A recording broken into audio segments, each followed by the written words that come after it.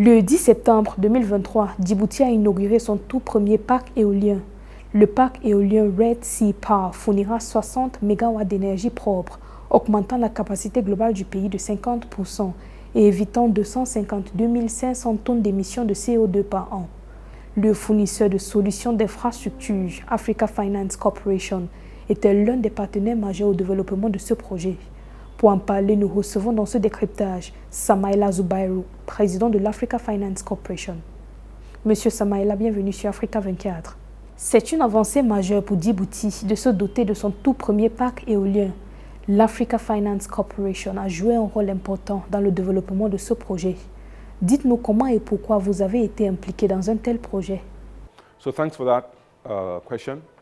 So AFC is really about providing solutions that will address Africa's challenging operating environment and massive infrastructure deficit.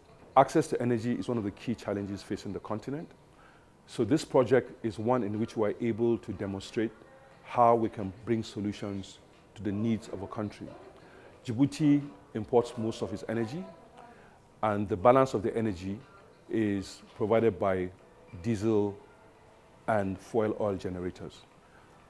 Djibouti has significant wind and solar resources, and we believe that Africa must have a different path to development, and where we can, we should use renewable energy sources for that. So this is a very attractive project for us because we saw the opportunity to deploy renewable energy at scale. We saw the opportunity to help a country that has the aspiration of being totally reliant on renewable energy to achieve that goal.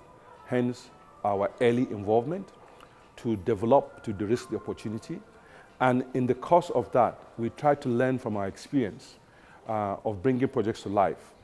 And we introduced the equity bridge construction finance solution, which allowed us to accelerate construction and to be able to deliver a full project to lenders to diligence. Ce projet est une démonstration de l'utilisation d'un type de financement par action innovante pour accélérer l'impact sur le développement grâce à la réduction des risques.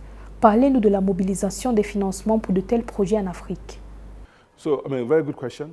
You know, the easiest way to address this is to just kind of paint a picture for you on how, you know, things get done typically. So typically, you know, projects take time on the continent. And there are several reasons for that.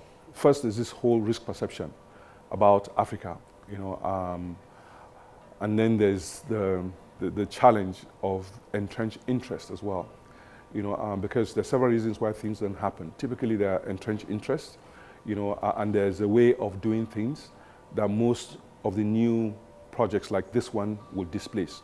So while this is an attractive project, you know, whereby, you know, you have a significant reduction in operating costs, and you also have a reduction in the tariff, it's not easily embraced.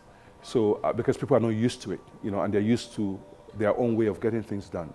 So a big challenge is, you know, getting them to see the picture, which is why it's very helpful to have, you know, leaders that are clear about what they want and to have local champions and actors to work with. So for example, in this project, we had, you know, good actors in the chairman of the Greenhorn Investment holding company, Abubakar Hadi.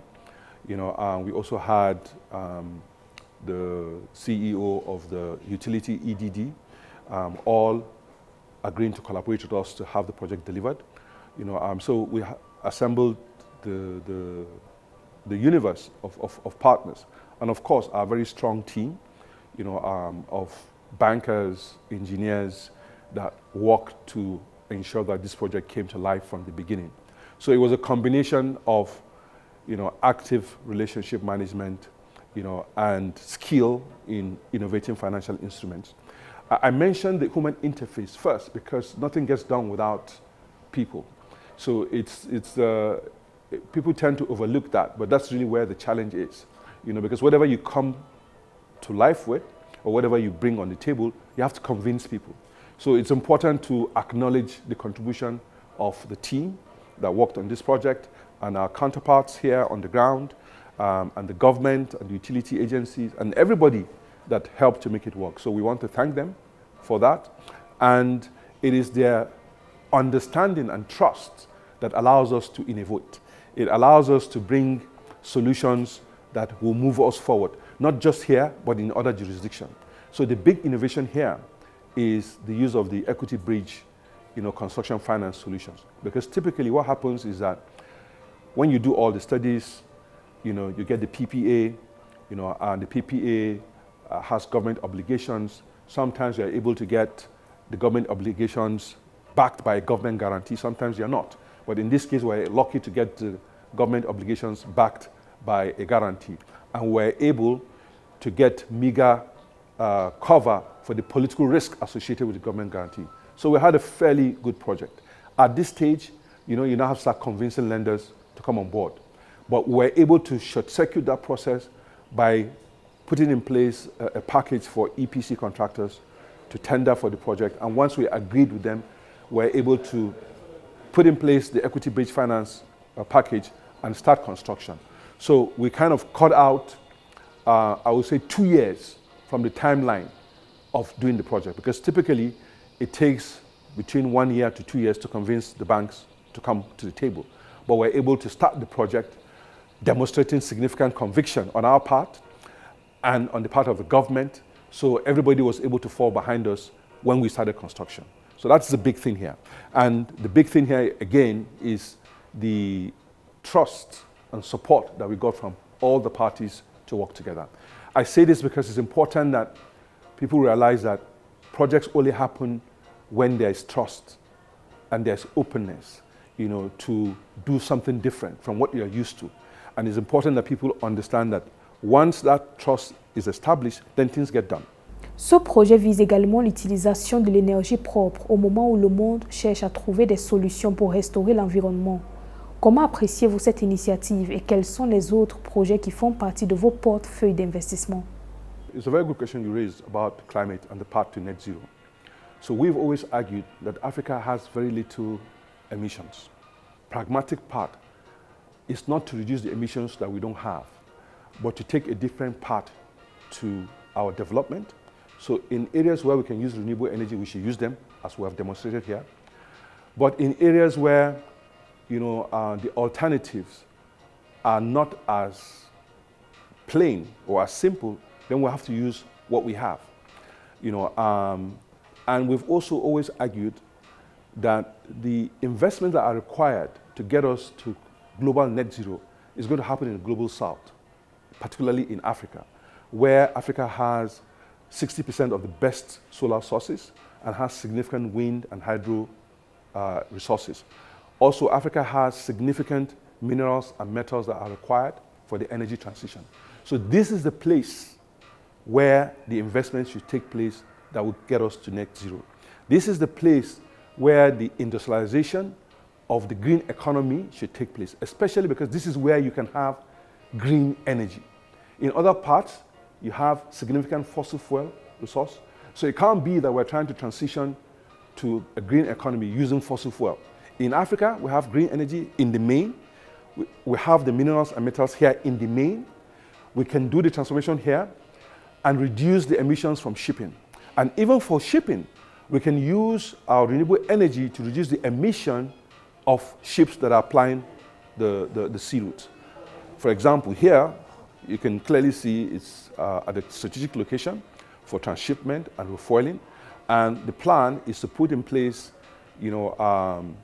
grain fuel systems that will reduce emission from ocean-going vessels. So this is clearly, another example of how Africa can have a different path and how Africa must have a different path for our development.